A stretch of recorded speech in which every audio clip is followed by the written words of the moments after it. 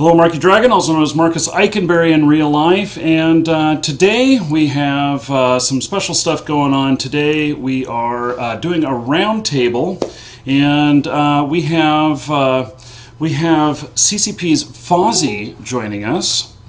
Hello, Mr. Fozzie. How are you? I'm doing great. Glad to be here. Yeah. What nice offices. Are you out at HQ out there? Yep, this is my desk here at our office in Reykjavik. I actually I've been in the office all afternoon doing interviews for our commentators for the next Alliance tournament.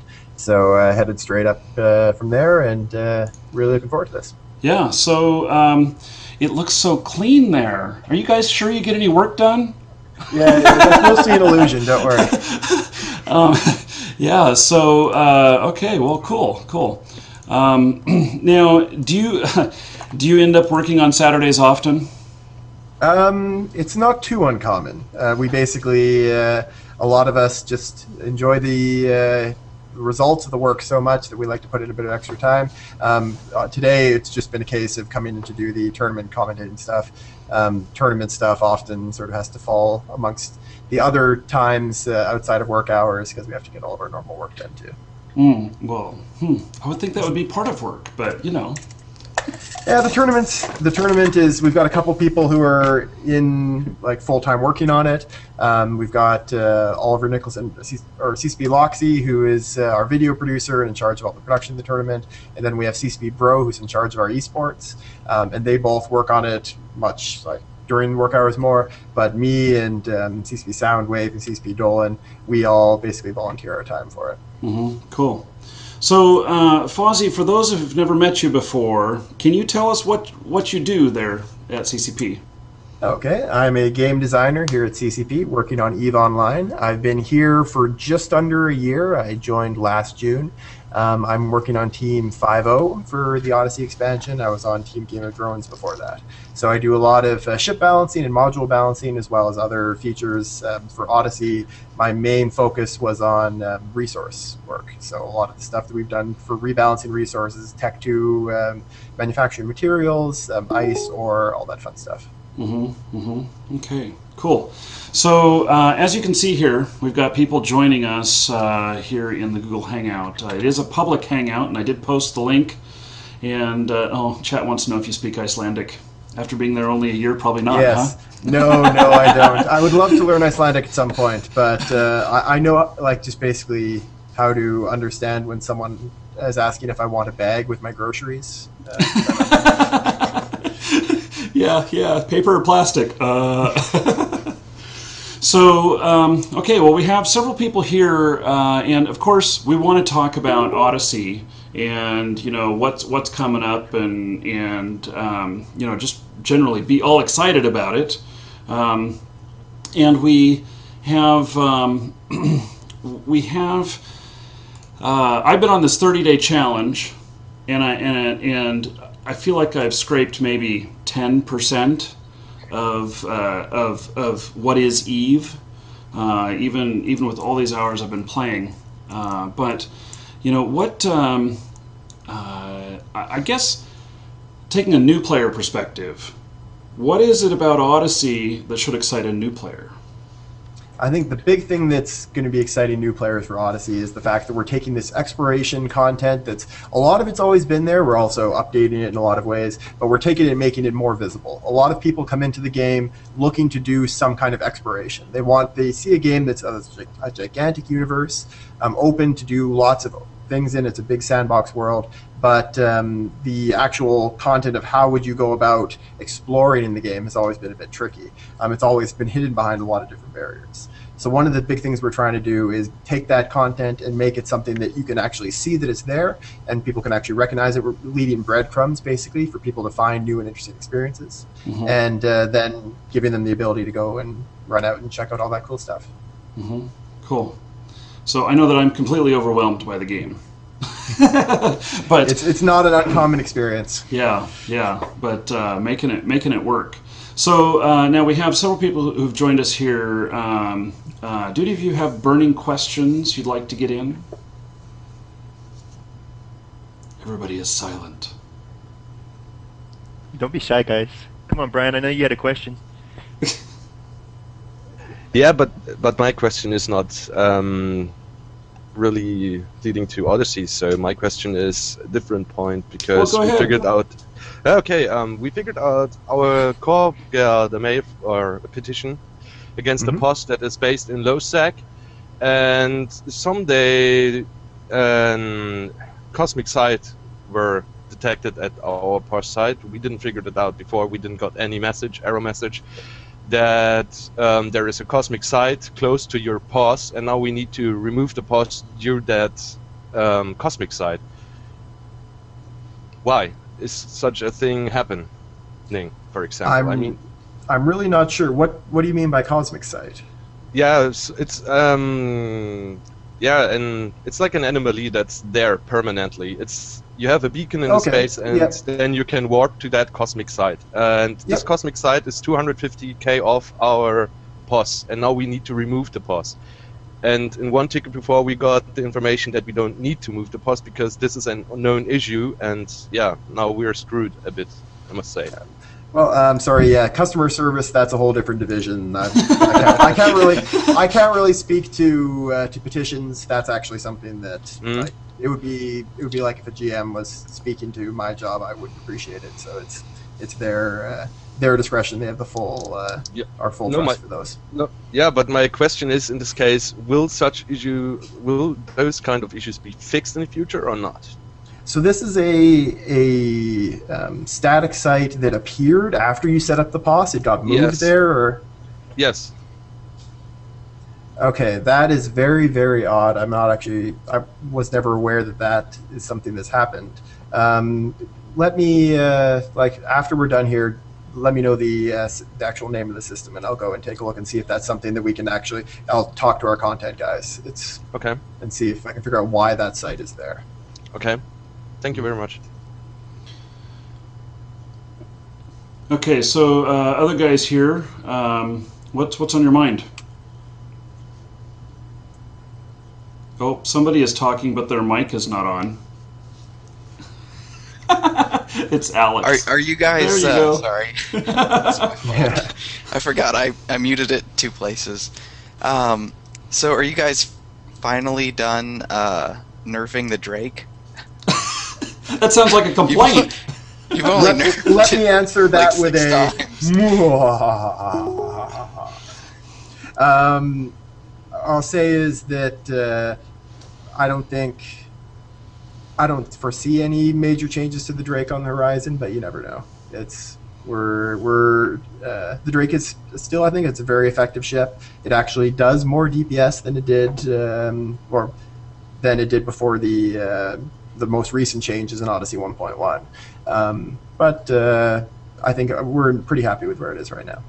So does the Navy Drake kind of bring back some of what was taken away from the Drake before?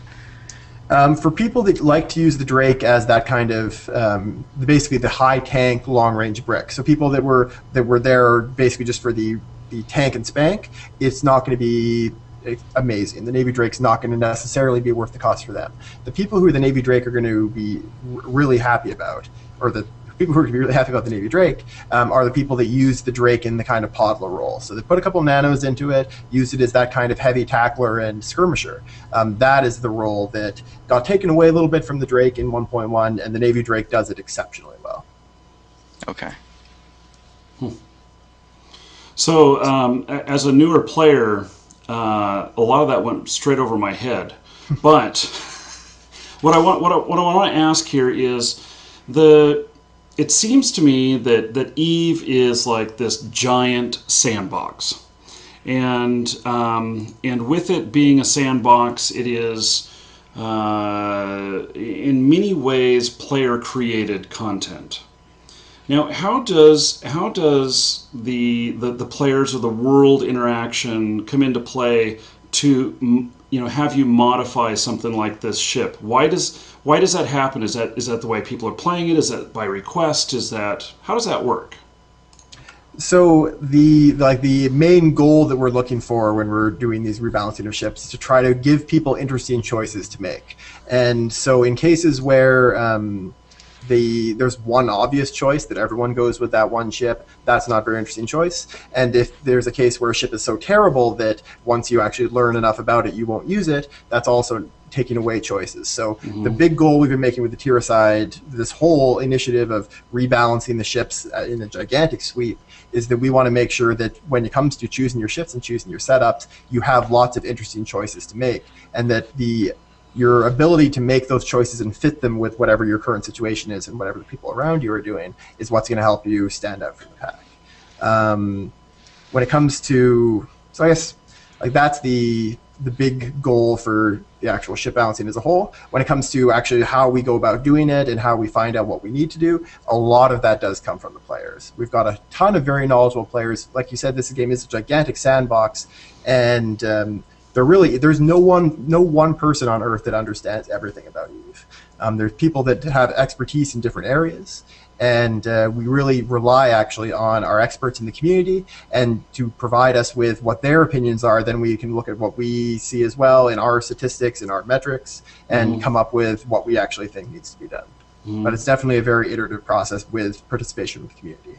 With as expansive as the game is and its 10-year history, I'm sure there's a lot of features and a lot of code in the game that people are like, oh shit, look what I found. And nobody even remembered why it was there, or that was even a function, or why is it not being called anymore, or very, very much so. There's a lot of some of the old stuff, and we are as we go forward, as we add new features, as we refurbish features, we're also taking the time to refurbish some of the stuff behind the scenes. In our most recent expansion for Odyssey in Retribution, and the one before that, Inferno, we did a actual year-long project to revamp what's called Crime Watch, which is the system that manages criminal aggression. So when you steal from someone, it's the system that lets that person know they can shoot you without the police getting in the way. If someone's suicide gangs, it's the system that gets the police on them. That covers all those things. And it was one of those systems that basically behind the scenes was a mess. No one really understood why certain choices were made with the coding way back in 2002, 2001. So the whole thing basically got torn out and then rebuilt behind the scenes first, and then the actual player-facing layer got rebuilt too. So we're going to keep doing that as we go forward. One small example of something kind of one of those weird things that just showed up from the depths of time. There's a actual piece of code in the game that tells you that if any ship ever loses more than half of its structure in one hit, it blows up the ship. That was never documented anywhere. And in fact, there's never, no one even knows why that was ever put into place. It was just the case. And there's an actual piece of code that all it does is check for that. So we just took that out for Odyssey. So that's going to be gone in Odyssey. It isn't something that people actually run into very often, but it's one of those cases where we decided that wasn't making the game more intuitive. It was making the game less intuitive. I can totally see that being in there, and guy going, hacker, he one-shot me.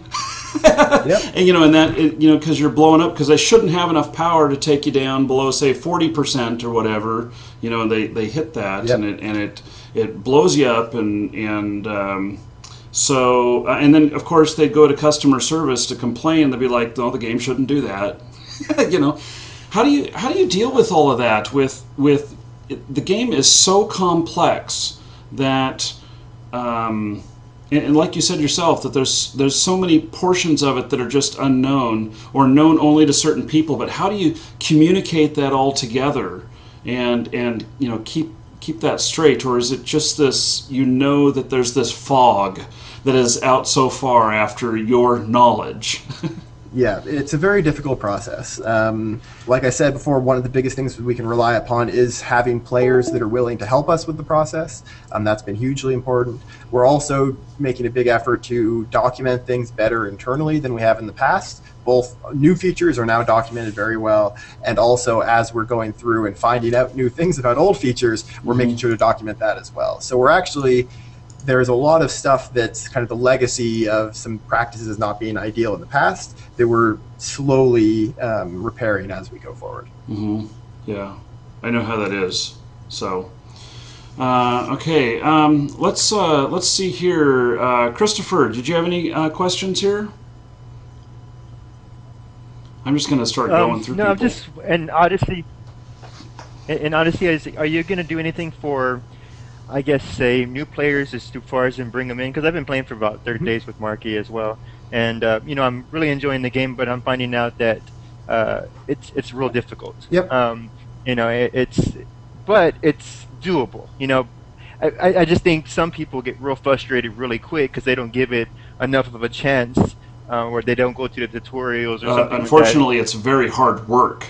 Yeah, to get started. You know, it's a lot. You know, you spend 8 hours just to try to figure things out. Is there something that y'all are going to do eventually, maybe to shorten that expansion to help new players a little bit more, or it's just it's just whatever it is for Eve? It's definitely, that's something we keep in mind in every expansion. Just recently in the Inferno, one of the Inferno point releases, less than a year ago, we revamped the whole tutorial process, so it's a lot better than it used to be.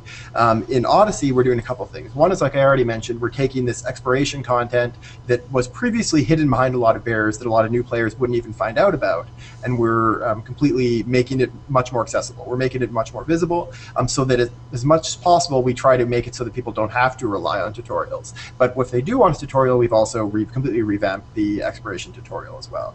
But then besides just that feature, we've also been making changes to the feedback that the game provides you, trying to, as much as possible, build the game in a way so that when you take an action, the reaction that comes from that is something that is communicated to you. So it's not you take an action and you're dead and you don't know why. As much as possible, we want to give people indications of exactly what's happening. And we did this in Odyssey in one way through the probe scanning interface, which is now built up in a way. It used to just be numbers that would tick and you wouldn't necessarily see exactly what happened.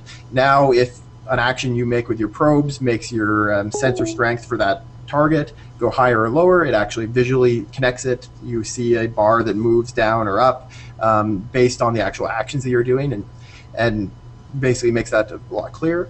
And then also doing things like building up our new transitions, the transitions on jumps between systems, on death, so that instead of just when you get potted, you appear in the station and you might not realize exactly what happened. I've had people, and I've actually had the experience of warping in to a station in a pod, and then somebody shoots me right as I arrive on grid but before I dock, and I can't tell if I docked or if I got potted, and then that put me into the station, because visually there was no difference. Right. So one of the things that's been changed is that now when you die, you'll actually see that you died, and it won't just be a disorienting appearance in the station.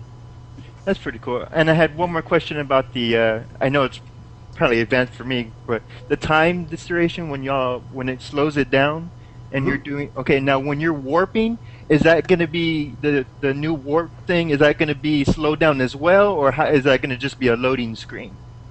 If you're doing the actual jumping between systems, I don't Correct. believe that gets slowed down. The warps inside of a system do get slowed down, but the actual jumps from system to system, I do not believe that's governed by time dilation. And would the animation still stay the same? I believe it does, yes. Okay. Just, that was a random question that somebody wanted me to ask. So. Okay. Curtis, you got anything on your mind? Yeah, actually, you guys can hear me okay? Mm-hmm. All right, sweet. Actually, to what you just said about, like, it's a disorienting thing where you can't tell if you got blown up or if you got into the station safely. You just died in character. It's kind of supposed to be disorienting. That's just how I see it, but yeah, but you should also be able to tell that you died. And so if this was the game world, you would remember the pain of the destruction or something. But if you actually don't get any difference in feedback between docking safely and dying, then that's a mistake on our part. We wanted to make sure that when you die, that's something that is in your face that you died. And so that's actually the new death animation isn't something that's comfortable and fluffy. It's you see your naked frozen corpse spinning in space slowly. With a little sign that says "You suck." Little taunt. We actually, it shows your corpse appearing out of your pod. It shows time slowing down around you, and you actually see it's in the game world that you were destroyed in. And then if you click your button, any keyboard button or your mouse, then it brings you to the station. Don't worry, guys. You're going to see that plenty as soon as the patch hits and I'm playing. I die so much, it's not funny. Well, it is, but that's all I can laugh about. The sign of a good Eve player is dying a lot. Oh, really? Then I am an expert. No kidding. So, okay. Go ahead, Curtis. I was just going to say, is there any intent by CCP to make missile boats, more viable for PvP? Because right now, there are two reasons why they're not.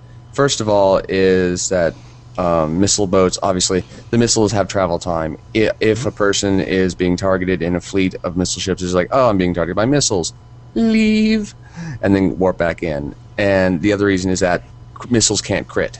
They can't critically hit. Yeah, I don't think you're flying the ship properly.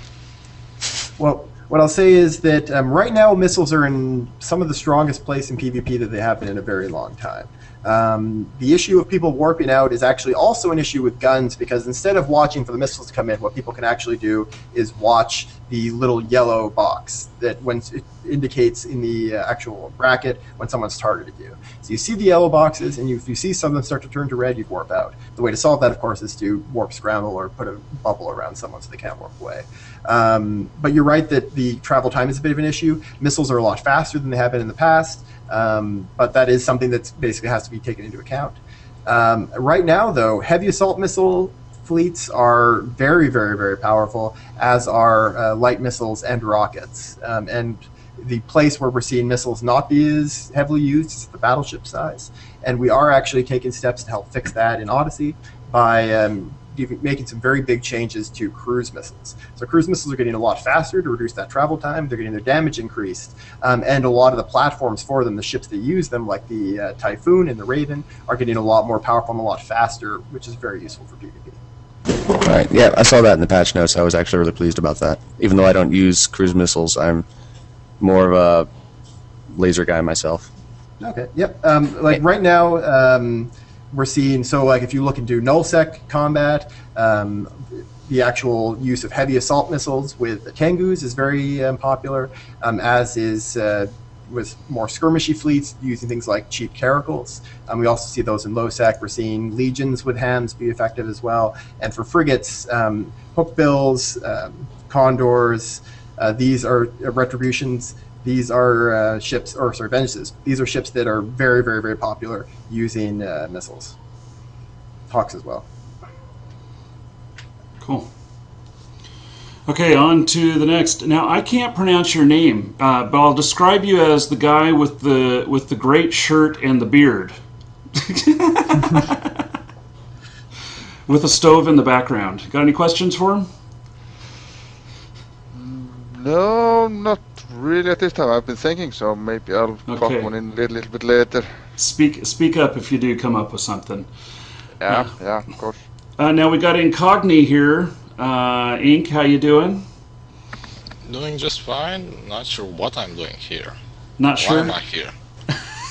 I've been asking that myself for quite a while. Ooh, that hangover's hitting him, isn't it? He always sounds like that. Yeah. I'm always like this. So what's on your mind about Eve? It's a question about planetary interaction. We barely have any skills to level up to 5, and do you plan on adding more in upcoming expansions, like reducing the amount of CPU or power used by the planetary modules? I don't know of any plans that we've got to introduce new skills for it right now. I know there's a lot of the kind of very early discussion and brainstorming being done about ways we can make planetary interaction and Dust 514 interact with each other, but we definitely don't have any of that at a point that can be announced yet or can be promised. So don't take this as some kind of commitment that something like that will happen. Right now we're in the process of having our leadership team come up with a good plan along with all of our developers and along with our CSM for what to do for the winter and for the future. And we've already kind of indicated the grand theme of that as being space colonization. It's very possible that some changes to PI could be a part of that, but I can't say for sure until we've planned it all out. So Should those something... Oh. Go ahead, Ink. Go ahead. I'm sorry. My fault. So something is being worked on. Can you point the mug that's the leader so we can shoot him the next time we have the opportunity? That's what I like about this game. You get mad at someone, at the developer, you can actually shoot the guy. In For example, in League of Legends, your favorite champion gets nerfed. You can't do much. Same for World of Warcraft. I can get your corpse. Oh, goodness. Careful there, because Ink has a corpse fetish. I've got it. I'll say I have a very extensive corpse collection as well. I'm very proud of it. So I know where you're coming from there. I'm not going to sell out anyone though and put them on your list. But you should just collect us all. You actually get a special secret prize if you get one of each dev's corpse. Oh, really? But that would be amazing if you did. So we should do that. Is the medal just the same about spinning your ship in the station 10,000 times? Well, we've got the counter, but if you can hit 10,000, I'll give you a high five through the internet. That was good. Okay, cool. Oh, will there be any intent on implementing the minigame Slay into Eve so you can play it through your game client? Very possibly. It was something that was developed for Incarnate, and they actually worked on a lot. I wasn't here at the time, but I've heard stories about all the time they put into it, and they're kind of proud of it. It is something that could potentially go into Eve in some way. It also could potentially go in as like a part of maybe an Eve on a tablet or phone, but I can't say for sure. We still have the actual the game around somewhere we can use it, but I don't know what plans are in place for it. I mean, it's on the PS3. Yes. I played that like 50 times to get the beta code for Dust. You have no idea how much time I actually spent playing that stupid game, but I loved it. And I like being able to play it, but I want to be able to play it on a much more mobile system than my PS3. So I was like, oh, I'll hop on Eve. I don't have anything to do. Forget ship spinning. I'll go play Slay. Yeah, I think that would be there might be some places we can put it in the client. I would love to see us put it into Eve on smartphones and tablets as another optional game you can play, but that's something that our former executive producer of EVE Online, John Lander, is now moving over to be in charge of our mobile segment. That we're letting him build it up, and so he's working on all these really cool plans. So if you have any ideas like that or anything else that you'd like to see in EVE Mobile, on a phone or a tablet or anything like that, definitely tweet at him at ccp_unifex. He's been really interested in hearing what people have to say. On the planetary interaction that Ink was talking about earlier, are we ever going to see anything that we can do with the militants and the dancers and all that? Is that ever going to come into play with Dust 514, or have you guys even thought about having that? I mean, right now, pretty much the only thing we use them for is LP, right? Yep, I'd like to see some more uses for those kind of interesting things. We saw actually my favorite use of all of those livestock items in the past quite a long time was when the Amar militia in factional warfare took the system of Arzad. And this had been a long-fought system. It was one of these headquarters of their enemies that they flipped onto their side. It was a big celebration. It was a joint operation between Dust and Eve. It was a really, really impressive cooperation all around. But the way they celebrated, because they're Amarian, they jumped in a freighter full of slaves, packed to the brim with slaves, and they blew it up. And they bathed the system in the blood of slaves. Jesus. And this is why I like Eve. Oh my god. It is. It's one of the one of the beautiful things about it, but it's you know what? It's a train wreck because everybody's rubbernecking looking at it going, ooh, how interesting looking, but it's at the same time it's something adverse. People have an adverse reaction to has happened, so that's funny. Pior, is it Pior? Me. Oh, you? Okay. I have one question. Okay. Are you planning any changes to the NPCs, the rats and the loot and the drops from them?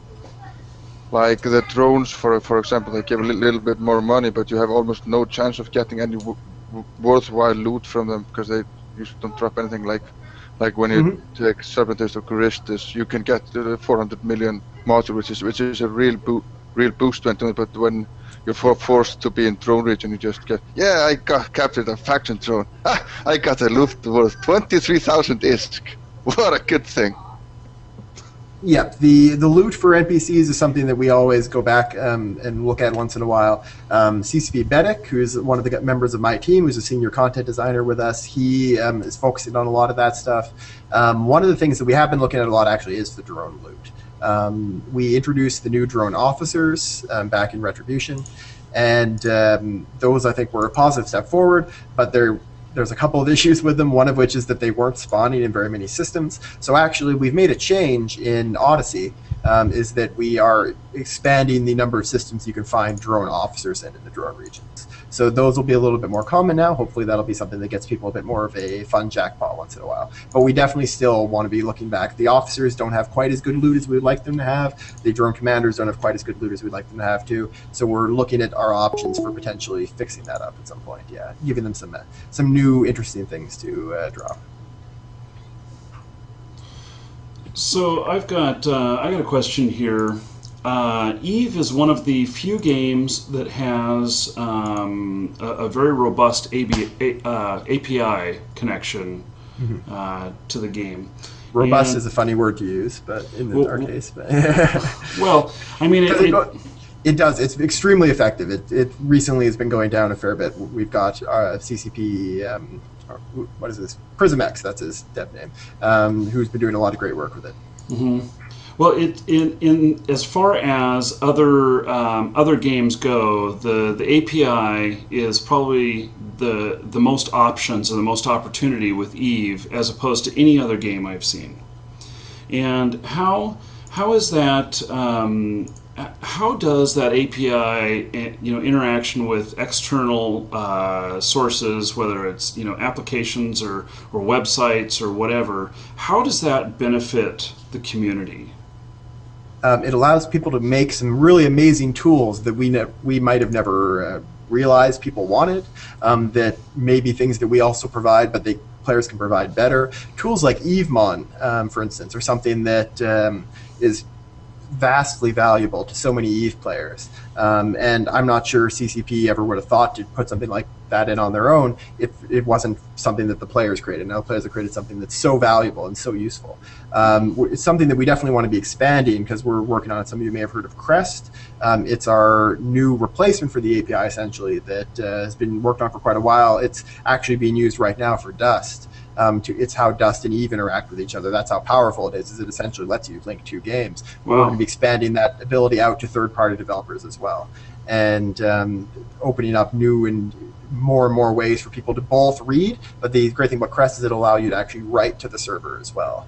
So that's very powerful. In some ways it's dangerous, so we're going to have to take it very carefully, but it's going to allow some great options. I think our initial beta of it is going to be allowing you to read and write contacts, so you can change you can friend people, basically change your standings with them through an external application, and then we'll expand it possibly to chat, for instance, allowing people to write directly to chat channels in Eve through external clients, and then see how it goes from there. I think that's great. That's great. Or even, there's a lot of stuff. Okay, so think of this. Think of, I'm at work. I'm not supposed to be playing Eve. The ports are blocked, but I can get to the web page where I can manage all of my contracts. Yes. And I can do my buy and sell, and I can look at all that stuff. And think of how much more playtime people are going to get in. Yeah, expand people's skill training to that. Let them change skills. Expand people's science industry. Let them put in some new science jobs or put in a new assembly line job. Allow people to perhaps manage their corp, which is it's already basically a web-like interface in the game, just not a very good one. But allow people to access that through the web. That's something that would fit very well with that sort of use. I think there's a lot of options that we can. I know that benefits we can get. I would love to be able to research skills and everything and manage that on my phone or my tablet or something like that. That's one of the things that, when you go on vacation, you try and, boost up these skills, but you almost always have your phone with you, and maybe, your phone gives you an alert. 1 hour left. Better get something else in there, and you can just dump something else in, or start looking at what you're going to work on next. Yep, and we've already seen, like, players have come up with a lot of very creative ways to get similar kind of functions themselves, get things onto phones, and do it in interesting ways. So you've already got some very powerful Eve applications for phones, like Aura for Android. And some corps and alliances have gone so far as to integrate actual SMS systems that they host on their own servers and connect that in with their alerts. So, oh, look, a tower is coming out of Reinforced. Let's send a SMS to all of our Dreadnought pilots. Yeah, absolutely. Absolutely. Help, we're under attack. Mm-hmm. So if we can ever connect that kind of thing, allow people to ping through Crest, that'll save them the cost of having to set up that server. Mm-hmm. Mm-hmm. Wow. So how, I know that Dust 514 is pretty new, and I don't have a PS3 to even look at it to really know, but how does that all interact, and do you see that going further out in the future, where maybe there'll be some other games that'll interact and be a part of the Eve universe as well? I think that's very possible that we may end up having more games, more clients, more ways of interacting with the Eve universe. I think the Eve Mobile is going to, in a lot of ways, be like an extra game that exists within the Eve universe when it comes out, even if it's just something like allowing you to change your skills and market orders and all that.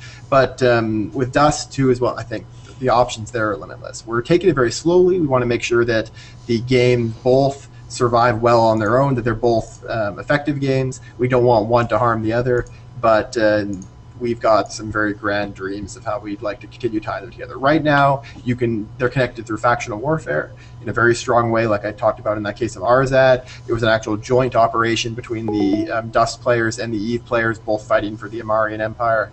And then, as well, in the Metropolis region in Losec, Dust corporations are able to conquer and take planets for themselves, and that gives both the Dust players bonuses. It also gives bonuses to any Eve corporations that join the same alliance, or any Eve members that join the same corporation as those Dust players, so they can do things like produce capital ships faster than anyone else, but only in a system where they also control the planets, and people can fight over those planets or fight over the shipyards in space.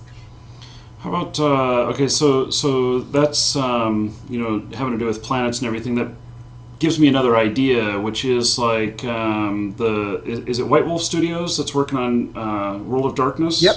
The former White Wolf is now at CCP's Atlanta office. Okay. Now, yep. And so I know that they're developing this world there, but is it outside the realm of possibilities to think that maybe it could show up as one of the planets in the game, and there could be some sort of interaction?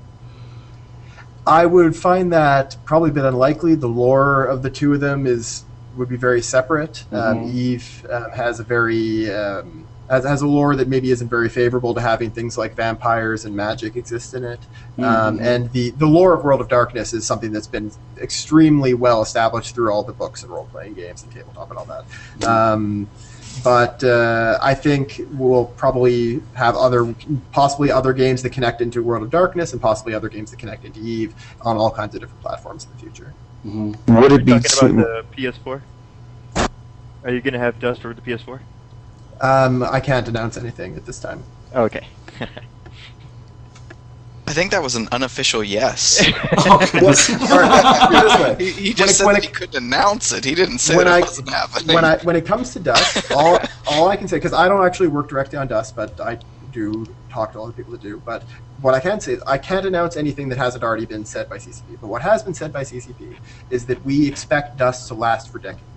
Okay, that's understandable. Interesting. So that's like, read into that whatever you want. But exactly. We want Dust to be around for a very, very long time, in the same way Eve is around for a very, very long time. And the only reason I was asking is because I didn't know if the PS3 games were going to be compatible with the PS4 yet. They really haven't got into that, so that's why I was wondering if a lot of people were going to pick up the PS4, if they're going to be having to pick up a new game. So that's why I asked that question. Okay. Are we ever going to get, as fleet commanders, are we ever going to get bonuses from Eve back to Dust? So are there going to be skills eventually introduced so that we can help Dust players if we run a corporation that, for regular Eve players, there's not a lot of incentive for Dust players to join a standard EVE corporation, except for just to bum our ISK.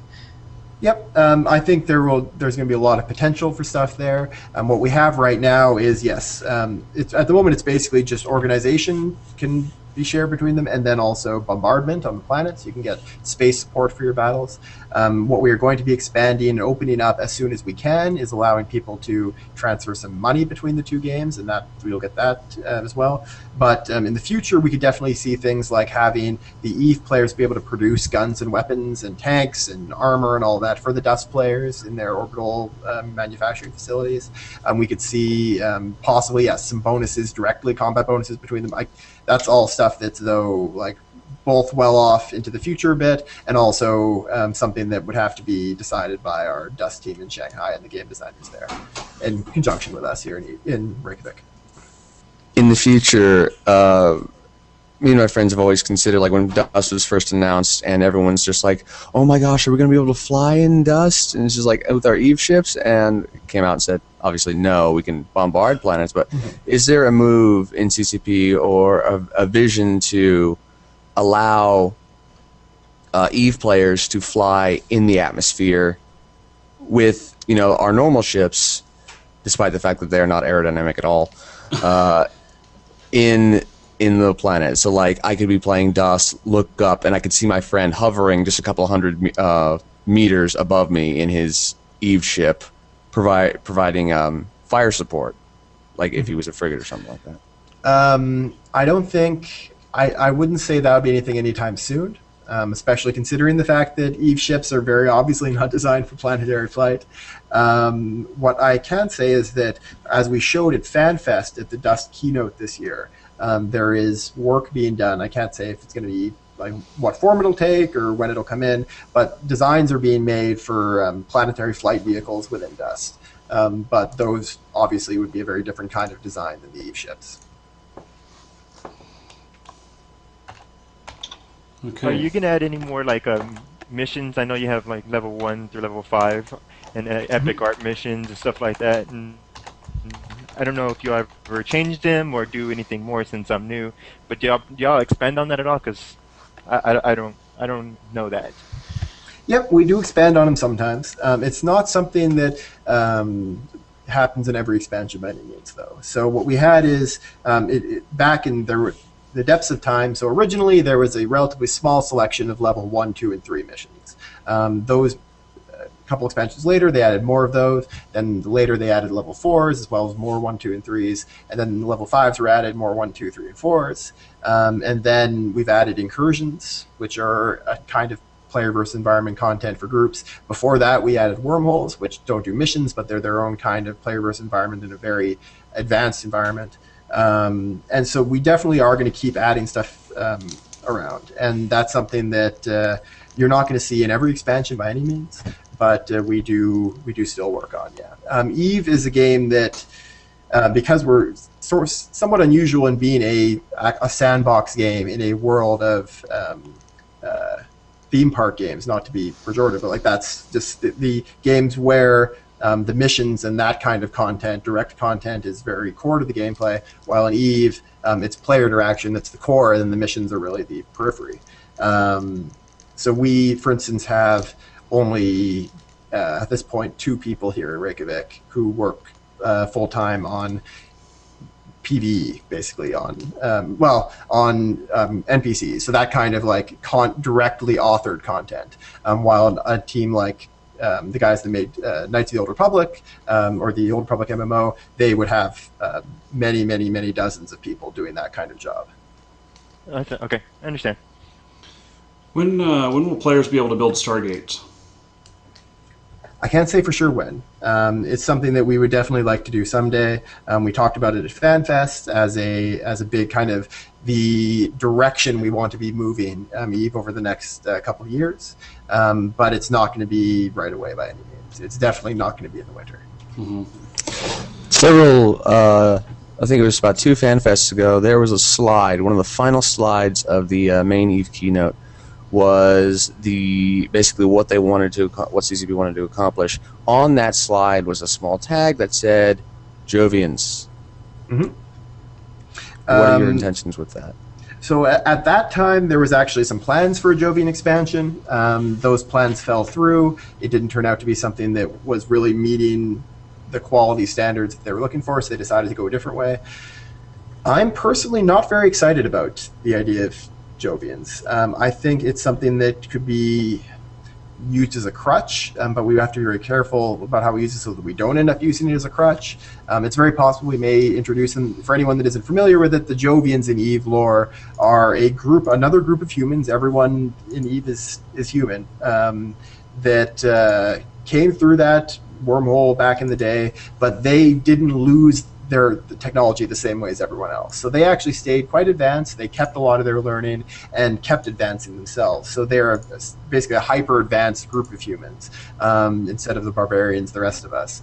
But they do a lot of genetic engineering, so they have basically genetically engineered themselves into a bit of a corner to the point where they have a lot of disease problems, and they end up dealing with that, a lot of societal problems. That means that they've actually cut themselves off from the game, from the rest of the world, for the most part. And there's a lot of options. There's a lot of cool things that can be done by introducing them. I don't think it's something that's going to happen anytime soon, but probably someday we'll have them in. Is there an intent to, because obviously the Jovians, the Enheduani, were the group who were supposed to take care of these sleepers while they were sleeping.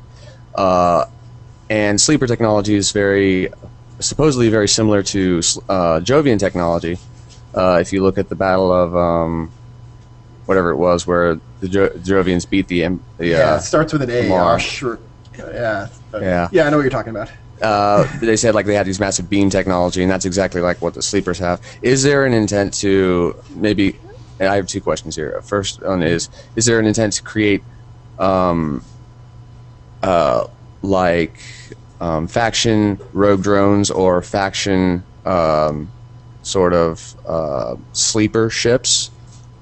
And then the second question is Terrans. Obviously, we're EVE wormhole galaxy cut off from the original homeworld and the original galaxy. Is there an intent? I'm thinking far in the future to maybe connect the Terran, our original galaxy, with our New Eden home. So with the first question, I would love to see us do more with rogue drones, introduce some more rogue drone equipment. Like I said before, we were talking about what kind of stuff we could give as loot to the rogue drone commanders and officers in addition to what they currently have. I would love to see a rogue drone ship, for instance, a whole series of rogue drone faction ships. That would be really cool. And other equipment and drones and all that fun stuff. As for the Terrans, it's very possible someday. I wouldn't say anytime soon, though, and we don't have any direct plans. We're more focused on, right now, directions other than that, but it's very possible that someday we may decide that fits best with what we want to do. All right, I got a question on a feature that's coming up in Odyssey, which is being able to train two characters simultaneously on the same account. Yep. And is it really just as simple as, Plex for the account, Plex for the alternate character, and they can both train until that time expires? Or is there any other bonus with that, or, It's very simple. It's just if you have an account that's already subscribed, whether that be through Plex or through an ongoing subscription or any other method, and then you apply a Plex to it as a special second character in training by right-clicking on the Plex or by going through character management, that will allow you to train another character on the account for 1 month. It's not something we expect everyone to find ideal. It's definitely not as powerful as if you want to create a character that you want to train for a long time, your best bet is to make a second account. That's going to actually be a better bang for your buck because you're paying the same amount then and you're getting to use them both at the same time. Right. The people who have been asking for the second character in training are people who want to train an alt for a very limited amount of time and don't want to have to then keep that account subscribed to keep having that account or that character as something they can use once in a while. Yeah. So if you want to make an account that can, say, do PI well, if you want to make an account that can give you some extra lab lines or manufacturing lines, some other stuff like that, and you want about 1 month of training, you can pay the 1 plex and train it up and then not worry about it, and then you can just log into that character whenever you want to do those things and then log back into your main. As opposed to in the current system, the way you have to do that is create a new account, train the character up to whatever level you want, and then pay a plex to transfer that character to your other account, which would end up paying more. So this basically just allows that subset of people to save some money. Do you have to add the whole plex to the other character, or can you train it for 10 days and use the rest of the plex for your other character if you're just training some really limited thing that only takes like 5, 6, 7, 10 days, depending on what you're training for your alt. So, which would make it much more viable to buy a plex, and if you could use just a few days for your alternative character. So I'm thinking I trained sometime up characters, but I don't see I would really buy 30 days to train a character that only needs like 5, 6, 7, 8, 9, 10 days to train for. I just don't see anything just to wait with the other one. Instead, I would rather buy if I could add just a little bit of the time to the alternative character and then the rest to my main account. So then I would use this. But if I cannot do that, it's just a waste of money. At the moment, for this first iteration, we're keeping it as simple as possible. So you can only add 1 extra character train to account. We're not enabling 3 right away, and you also can only do it in 1-month increments for this one. There's a lot of stuff that's being thought about for how we can build up on it, but what we want to see is how people use this first one, how they react to it, and then move into this slowly and carefully. So for this first iteration, it's just as simple as 1 plex gets you 1 month for 1 account, and that's the most you can do for that 1 account at a time. And also the least you can do for that 1 account for the time. Okay. Speaking of Plex, is there any intent in the economics part of CCP to maybe help bring down the price of Plex? Because people are speculating like, oh, the price of Plex will skyrocket, and if it does, well, no amount of incursioning is going to be able to keep me subscribed via Plex, because that's going to be difficult. But the wonder of the whole idea of Plex is that we actually have a system that is based on the free market. So it rising or dropping is actually fine. We don't have a dog in this game of what price it to be set at, because it'll even out to whatever the market decides. That being said, we don't like it when it's going up too quickly or down too quickly. So that's when our economics team and our economists may take a look at it then. If it's spiking or dropping, the same way as a major world country would not want their inflation being too high or too low. But as long as it's slow and steady, that's fine, and even it keeps going up. As for the danger of it spiking, I think are people that you're talking to assuming that it's going to spike because of the second character in training? Is that the concern that they have? Yeah, that's the one I've heard the most. I'll say that you don't really need to worry about that. We've looked at the number of people that would potentially use this. Compared to other Plex usage, it's a drop in the bucket. I don't expect Plexes to spike from this by any means. The bigger actual control over the Plex market right now, or the thing that controls a lot of the Plex market, is how much people have extra spending money to invest, because people use Plex in the same way as people in the real world use gold as a hedge against inflation. And so we see it whenever people have a lot of disposable income, they start buying up some Plex to use that as a hedge against inflation, and then we see the price increase. I have a question. For about a half year, I have a new faction on my disliked bar, and it has quite a negative standing. I have no idea because it's called Unknown. Is that planned for the next expansion to introduce a new faction that's gonna own my ass because they dislike me for unknown reasons? No, you don't have to worry about that. It's a bug? That's a bug, yes. I think that one is tied to the mercenaries in missions. So those missions you get against people that don't have a faction, against like the mercenaries, that those guys, we had to give them a faction behind the scenes when we revamped the way faction standings work, and it just ended up that displayed. It just basically shouldn't be displayed. It was driving me paranoid for at least a few months. Yeah, you don't have to worry about that. That's If I remember correctly, the one that showed up in people's books in their character sheet, that was connected to the non-faction mercenaries, or that you fight sometimes in missions. I'd like to ask about why when you're in combat or when you're just in JITA or wherever, when you run into other ships, why is there no damage? Simply because we would have everyone just like dying in a gigantic fire from accidental bumping otherwise. It would be a lot of things. There'd be a lot of issues. Like what would happen, for instance, like for damage in high sec especially, we need to know who instigated the damage. If you have collision damage, someone could just be like autopiloting to the gate, and you could set your ship in front of them, and then they'd bump into you, and then does Concord them because they're the one that bumped into you? Well, what about when you're in conflict with someone else? Why can't I ram the other guy? Enabling some kind of damage like that is definitely possible, but it would have to be done in you activate a special module and then it does it for a short time kind of thing, because otherwise we wouldn't actually be able to make it a manageable game mechanic. It would definitely make more sense in the universe, but as far as the actual game design works, it wouldn't be manageable otherwise.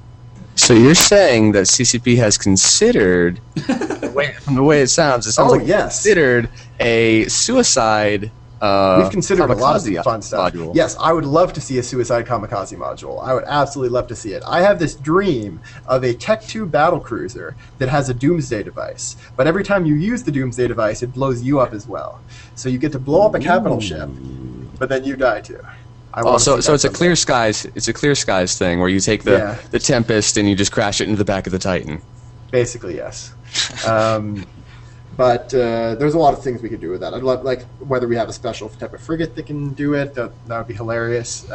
There's a lot of cool ideas. We would like to add every once in a while some new mechanics that are a completely different spin that's very different than normal Eve mechanics.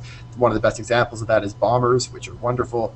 I'd like to see and I know Soundwave is very excited about the idea of introducing some more interesting outside-the-box ways of doing combat at Eve. So someday we can see what we can do with that kind of stuff. But it definitely wouldn't be something we introduce across the board, where like every bump causes damage. Because the first thing that, I would say the first thing that I would do if I was allowed to do this, if we introduce that, is that I would set a freighter right outside of the G244 undock, and everyone would die. Everything would die. I would just park there, and everyone that undocks would bounce into me, and then they'd get concorded. But wouldn't the freighter take a little bit of damage from us bouncing off of it? Yeah, then I'd rep it. It'd be fine. I could just imagine this being a problem, just like okay, everybody undock. Holy crap, who bumped me? Everyone dies. Yeah. So you mentioned a little bit about the way of thinking of CCP and how putting things together is it high on the priorities list that when you are adding a new feature that the logic is sound, that it's something that if we had space travel and all of this stuff that we could potentially do? As much as possible, yes. The term we use internally, that we use for it, is verisimilitude. This idea that it needs to make sense to people and not break their suspension of disbelief. That being said, we are talking about a game where essentially everyone's underwater as far as the mechanics work. So don't think about it too much. But the good news is we can get away with that as long as we make it consistent within its own world. So even if it's not consistent with the real world, as long as we've created this world that's internally consistent, it kind of works. So yes, we do definitely keep that in mind, but we can never let ourselves become complete slaves to what would happen in the real world, or else, as awesome as Kerbal Space Program all become is, researchers. Yeah. Something that makes me think about that is like Star Trek and everything, and how many of the things that from Star Trek have actually come true, or are on the verge of coming true. Especially like communicators, cell phones, stuff like that. And I'm grabbing something here, and I just wonder whether or not maybe what if Eve's around in 50 years and we're going, you remember when they introduced this? Can you believe that we're going through jump gates these days? That kind of thing. Yeah, that would be really cool. And there's a lot of internally created lore science behind stuff, although it actually doesn't always make sense in the game. But again, as long as people don't think about it too much, it works fine. Like the fact that technically jump gates are only supposed to work between binary systems. They're supposed to rely on there being a binary star for the whole thing to work, but very few of our systems in Eve are binary. So Yeah. I've talked with my friends. Like I was during an incursion, I had about 50 people in TeamSpeak, and we were all just chatting. I'm like, so who would win, Mara Empire versus the Galactic Empire, and then the Federation versus whoever. And the one thing we all came down to was that Eve won every time except for in one thing, and that was everyone's faster. Our warp is so primitive compared to Star Trek's, and then Star Trek is so primitive compared to hyperdrive. It just doesn't make sense that we have all this advanced technology, yet we can't figure out a way to go from... We can jump, though. They don't have jumping for the most part. So, they'd be warping, and then we'd just be there when they get there. Ha-ha! That's true. We just set up jump bridges and Titan bridges everywhere and hot drop them. It's fine. So, can you tell me that, were you an Eve player before you started working for CCP? Yes. Yeah, I started playing Eve in 2006, and I've been playing pretty consistently. I took a break for a couple months, but yeah, I've been playing a lot of Eve before I came to CCP. Were you a miner? I did mine. More so at the beginning than towards the end, but yeah. I did a bunch of things. So I started out early on, joined Eve University. Back when Eve University had actual 0-0 space in Geminate with an alliance called the Big Blue back in 2006. And from there, moved on to become a dedicated mission runner. From there, I joined Red versus Blue in its initial iteration right on the first day of Red versus Blue. And from there, moved on to being a pirate. And then from there, moved on to 0-0. And then I was a 0-0 pilot when I came to CCP. So do you have to, if we wanted to work for CCP, do you recommend a degree in computer engineering, or is there, beyond being a huge... It depends on what kind of job you're looking for. We do look for programmers on a fairly regular basis for QA people. So we've got a jobs website, ccpgames.com/jobs. Keep an eye on that. We've got a lot of... Our hiring isn't all in Reykjavik. It's also in Atlanta and in Shanghai, Newcastle, England, San Francisco. So we've got offices kind of spread around. In my case, I first became basically known to CCP through the Alliance tournament. So it's this yearly PvP tournament that we do with all the alliances competing against each other, and I was a commentator for that. And when it comes down to statistical averages, your best bet to work at CCP is to become an Alliance tournament commentator, because CCP has hired half of them. Okay. So there's your next goal, Markee. No. I'm perfectly happy in this very warm environment called Florida. But I will come up and visit sometime. Yes. Okay, let's start wrapping this up. If we got anybody who's got a burning question who has not had a chance to ask. I want. Have you considered more with Eve Speak to put it on an outside client, so it's not crashing or lagging with Eve and connected to the API? So. Yep, Eve. So you're talking about Eve Voice, right? Yeah, Eve Voice or whatever. So it's really outside the game and connected to the API and everything like that. So just very recently, about a month ago now, we actually had a meeting with Vivox, the guys who do the actual back end of eVoice. Brought a lot of the issues that we're having with eVoice to them. They're refocusing on their games business. They had focused a bit on some other businesses for a while, but they're really focusing on games, and they really are trying to work hard to help us now. And so we've actually basically rebuilt that partnership with them to make eVoice better. So we're not making any change to eVoice and Odyssey, but you're going to start to see some good things coming out of eVoice in the future. Okay. Well, but what I was wondering is, are you going to need to be in the game to be able to be in it? Like you can sit on TeamSpeak, chat to your buddies while doing something else. Ideally, no. Ideally, we would like you to be able to use it wherever. We'd like to have out-of-game clients. We'd like to have mobile clients. We'd like eVoice to be entirely separate from the game client itself. But I can't promise that yet. But we would like that to be the case. Okay, so I just wanted to, we've kind of been neglecting Twitch chat, and they've been burning to have some questions answered. One I saw earlier, this guy said, my wife was wondering if we can, she wants a pink ship skin. So ship skins. Yes, ship skins. That was another thing that was brought up at the FanFest keynote, the idea of alliances and corporations flying their colors. It's something that we definitely want to do more of. We've introduced some special ships that are the same stats as normal ones, but with special skins, and that's a system that I think can be built a lot on, doing lots of really cool things with it. As for pink itself, we have an art director here who is a brilliant art director who's created this whole very distinct art style for EVE. And that distinct art style is very grim and gritty and Blade Runner.